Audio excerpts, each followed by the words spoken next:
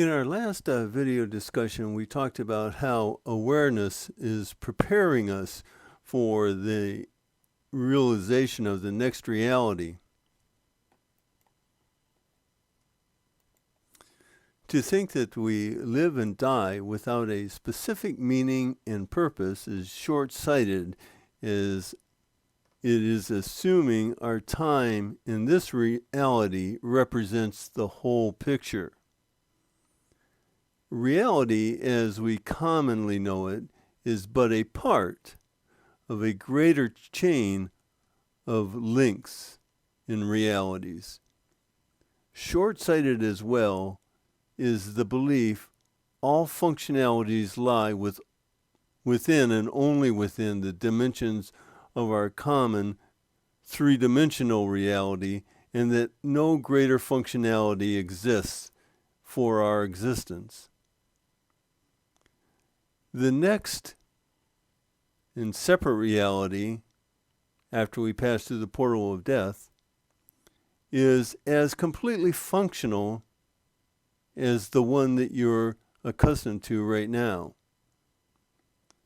In adapting to functionalities, the mind will cause us to think, act, and behave in one way, trying to accommodate our three-dimensional organic existence, while awareness causes us to behave in another as we have a greater and greater understanding of the completeness of our existence. Only awareness can connect the dots of life and death. Our purely mechanical reasoning and logic cannot accomplish this, as we must constantly exist with the knowledge, through belief, that we are in fact living in a paradox. Ultimately, it remains our choice to which experience we choose to apply our energy. We can apply our energy to totally consumed in this three-dimensional reality, again, believing that that is the only thing that exists, or we can use our energy to try to understand more of our reality and try to perceive deeper with awareness into the reality all around us. This experience, the three-dimensional experience to which we are attached through our senses, this experience and this reality, it consumes our energy, while awareness preserves it. It preserves it by influencing our choices towards our actions, thoughts, and gestures, which promote the optimal usage of our energy. The chance to heighten personal awareness is developed through personal destiny. Again, we're living in a paradox. The paradox is not just a mental possibility or an abstract consideration, but it's an actual confluence of two separate realities: the organic reality to which we exist and the inorganic reality to which we exist.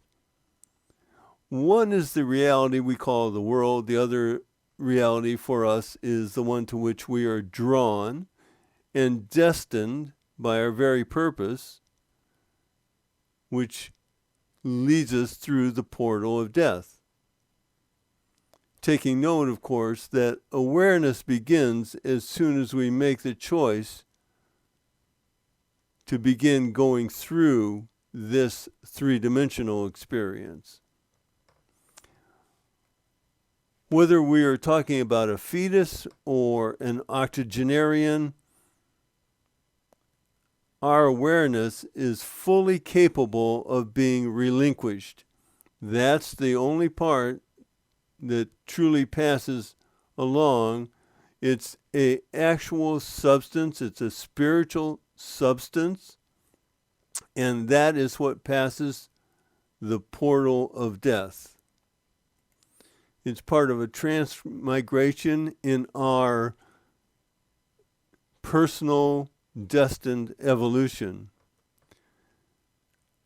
The synergistic dynamics effects of destiny make it possible our personal circumstance to affect the destiny of all involved, which is to say that like some destinies are long and some destinies are brief, such as with the sorrowful miscarriage or a stillborn child, their existence is brief. The effect of their brief moment of being was part of the destined awareness of others. Each one of us is part of the destined awareness of others. Each one we come in contact, in some way, destiny is providing us the opportunity to gain awareness even through each other, which eventually, as we take that to its furthest conclusions, is where both in the East and the West we come to the final understanding that we are all one, and what happens to one of us happens to all of us. But when we talk about it from the very personal sense, in the apparent, not realistic, but the apparent separateness of each of us as individuals, then we individually have the ability to make choices, how to use our energy, whether to gain further awareness or whether to just pursue three-dimensional activities. The degree to which we develop the awareness within the paradox is our choice. We can choose how we will serve, but not if we will serve. In other words, one way or another, we're going to gain awareness. Even if you choose to be very hedonistic and only use this world for its pleasures and grabbing all that you can have, live for today, for tomorrow we die, you will still gain awareness just by your very fact of your existence. Now, we tend to serve as we perceive, and it's our perception that allows us to understand the paradox. Part of the paradox is the unchallenged perception that we are totally separated from attachment from everything else. Like each individual is totally separate from other individuals, that we're separate from everything we perceive, and that our spiritual connection with everything is not constant. You know, part of the paradox is that we think we are autonomous and self-reliant, making decisions which are completely of our choice. This is the perception that we make our own destiny. However, we do not control destiny. Instead, we are agents of destiny. Regardless of our functionality within the paradox, we tend to perceive reality as existing on only one of its sides, the organic side, the social side, the sensory side. We tend not to have the perceptions of the inorganic and the spiritual side that come with awareness. We tend to believe, and we are taught to believe, that we can control our own destiny. We prefer to accept that any act that we commit is our own chosen destiny. However, the actions we take are granted from our choices, but the situations and circumstances belong in destiny's domain, of which we do not control. It's beyond the scope of our intellect and almost beyond the scope of our imagination, that other than simple major milestones in our life and more occurrences in our lives, that every minute detail in our lives is subject to destiny. But recall that our will is tethered to a greater will. And understanding, actually, information and destiny flows through that channel. It flows from us through the channel of intent, and then it comes back to us in the form of destiny, where our lives and our choices create circumstances to where we can gain awareness. I know it's difficult for us to conceive of a naturally occurring functionality like that is so closely interrelated with our personal lives because it's so complex. But when you think of that, just look at ourselves. Look how complex that we are. So that complexity is not a far leap of understanding. Again, if we just look at the very fiber of our organic constituency of our being, we find a staggering complexity, actually beyond our wildest sensibilities. So that there should be a spiritual and a destined connection for the smallest details of our lives shouldn't really come as a surprise, and it comes to no surprise to the awakened and the heightened awareness to which we are privileged. So, from this side of the paradox, the organic side, the reality from three dimensions, we tend to think, or we have been led, or we choose to believe that every event in our lives is either incidental or accidental or subject to our own volition and choices. We discount any other possibility as being only theoretical or hypothetical, that we can be connected spiritually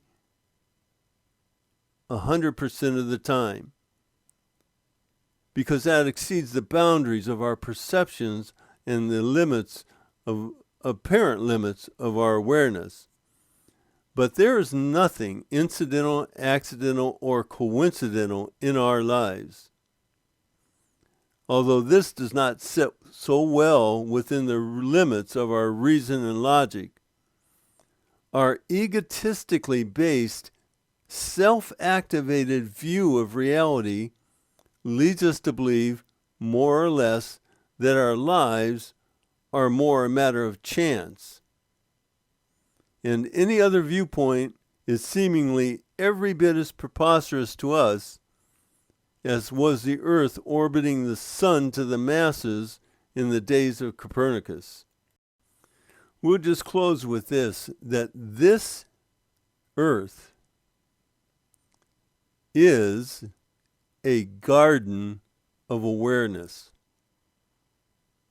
Moreover, it is planted in the element of energy, like the food chain.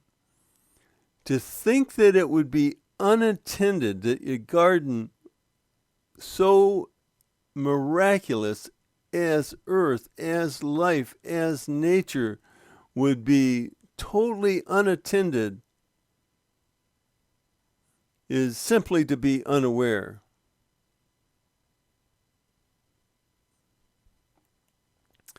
Destiny, then, is a mutual concern of ours, and the link beyond to which we are attached, the next reality,